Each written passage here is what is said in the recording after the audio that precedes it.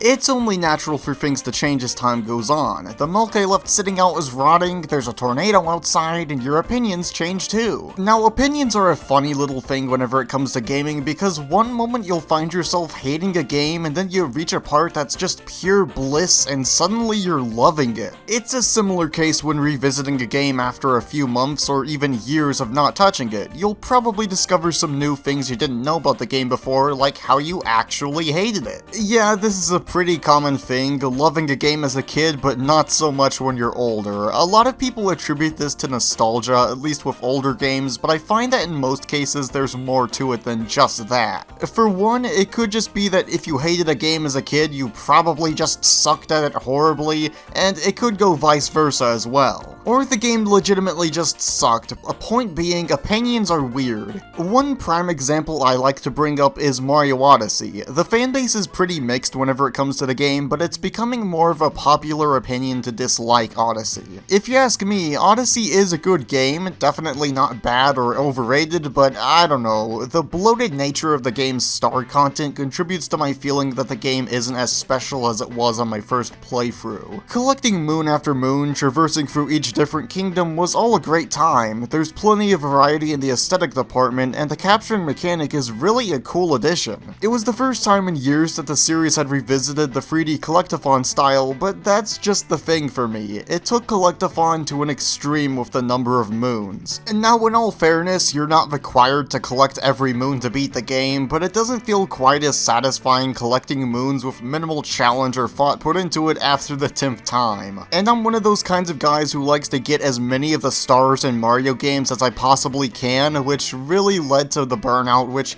in all fairness, again, it's basically my own fault, but still, I really wish the moons had better challenges to them. This isn't a new problem anyone has had with the game by any means. People have been bringing it up in discussions ever since the game released, but I don't think it's entirely unreasonable to list this as a possible reason for why the Mario fanbase has shifted towards not liking the game as much. It's really a shame because I wish I could see what I saw in it initially, but that magic was like catching lightning in a bottle, a once-in-a-lifetime opportunity. If you enjoy Odyssey, that's fine. In fact, I'm glad you do, more power to ya, but personally I prefer the older titles. Even Sunshine, with all of its quirks, has plenty of fun moments that I like revisiting the game for despite all of the jankiness. Then there's Galaxy and 64, man, I've played 64 so much longer than I'm willing to admit. That's not even mentioning the more recent shorter game, Bowser's Fury, that I may or may not have 100% completed 3 times with a 4th playthrough in the works. Again, I'm not saying all of this to make out like Odyssey is bad, but the main takeaway for me is that it's not as fun on repeat playthroughs. The older games just happen to have a more interesting variety of challenges for their stars. And I really do believe that a Mario Odyssey sequel, or just another 3D collectathon in general, could improve upon this by just having less moons and focusing on the quality over the quantity. Mario Kart 64 presented a similar case for me. I love that game, but you gotta admit, time has not treated it well.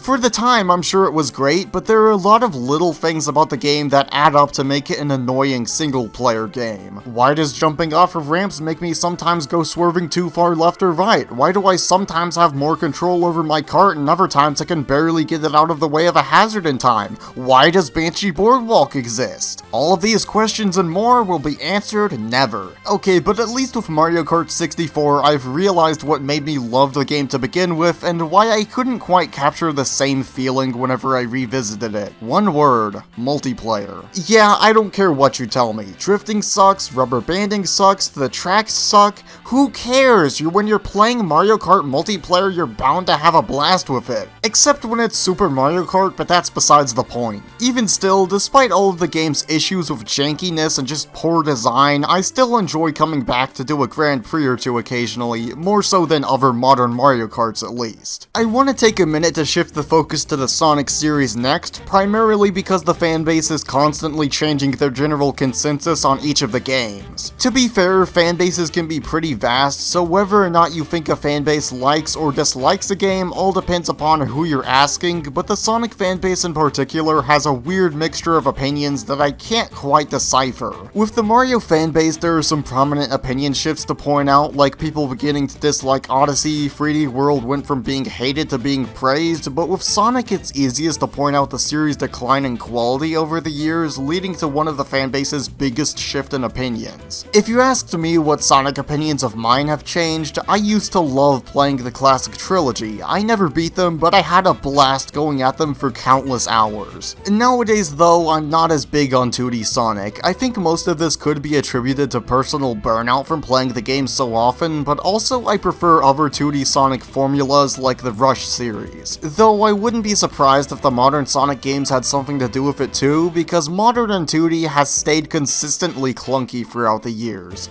Apart from that, Sonic Colors. This is a pretty relevant game again, I guess. I'm not really sure if people like or don't like this game. It's one of those games that gets an updated version for the modern era that didn't like it originally, but then they decide they do like it. Maybe I'm wrong, but let me know your thoughts. For me, I was the exact opposite of that. Colors was aimed towards a younger audience, so it should be obvious why I didn't mind it. Hint, I was a stupid kid at the time. I remember enjoying it so much that I would be running around in circles like Sonic whenever the credits music came on. Nowadays though, I can't get into it. It's the most mediocre Sonic game for me. Somehow I can confidently say I've had more fun with Forces than this, but maybe I'm just being hyperbolic. The biggest problem is I began to want more 3D sections in Sonic games, and that just made me realize just how many 2D sections are present in the modern 3D games. Keep in mind, I haven't ever properly finished Adventure, but maybe now is a better time than ever to reconsider it. I have been getting more into Sonic Heroes, and I know this is kind of becoming a running theme of the video, but despite its jankiness, I can confidently say I really enjoy the game. Now I am talking about the Heroes route. I haven't gotten to the other routes yet, but whenever you're not having to fight against the physics or whatever, it's a fun game. It's just that me getting disappointed with the modern games is making me realize more that I should go back to revisit the Sonic games I've neglected, and it's been fun revisiting these games. We'll just have to wait and see if I enjoy Sonic Colors Ultimate whenever it comes out on the Switch. Now I'm gonna be careful with what I say about this next topic because it's the Pokemon series, and the fanbase can get really mad if you just say the slightest thing wrong about the games. I grew up with Diamond and Pearl, and I've played at least a bit of the games that came out after, but over the years I had a sudden loss of interest in the games at around Gen 6 I believe, X and Y for those not in tune with the series. Now it's no real secret to anyone who's played Pokemon games before that it was one of the easiest games in the series, so because of that I had very little interest in finishing the game. Eventually I did, and this is where the weird area comes in. Sun and Moon were again not quite what I had been expecting, but eventually I found it to be pretty fun team building in that game.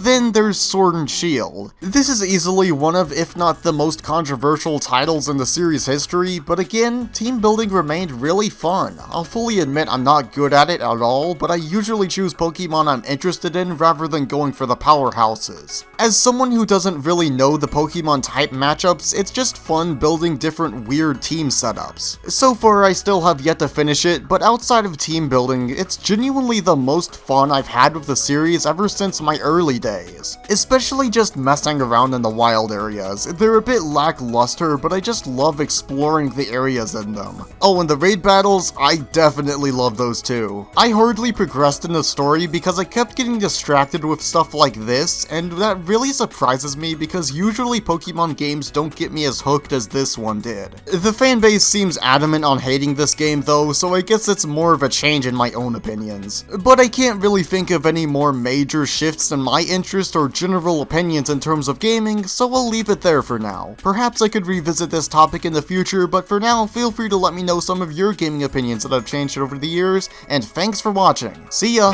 Yo, what's up? Thanks for making it to the end. If you're interested, there are 2 other videos up on screen right now that you can watch, and maybe subscribe if you enjoyed this one. Anyway, later.